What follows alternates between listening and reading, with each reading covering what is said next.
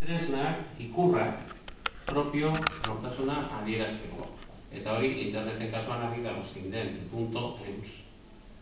Hemen jadanik aipatu da. Horrek adierazten du interneten gu nor garen. Nazio estatuen sorreraren garaian, 18, 19. mendean, eta oraindik ere 20. mendean, eta oraindik ere duela pare bat urte eta aurten bertan Montenegron, nazio estatuen sorreraren garaian ikurriñak ziren herri baten, edo estatu baten, hobeto esan da, nortasuna adierazten zutenak. 1894an sortu zen ikurriña, gure ikurriña.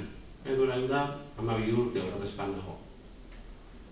Batzuentzat, ura izango zen zapi bat baino ez. Koloretako zapi bat baino ez. Baina orain atzera begira eta pentsa dezagun. Zer izango izateke Euskal Herria gaur egun ikurriña asmatu izan espalitz. Tontokeri badirudi, baina nik uste du garrantzi handiko galdera dela. Orain pentsa dezagun, zer izango da Euskal Herria hemendik urte batzutara .eus marka hori ezartzeri lortzen espadugu. Nik uste dut zentzu horretan guztiz konparagarria direla estatu nazioen garaiko ikurriña eta interneten garaiko domeinuak. Eta berutziko du ditzakitxo.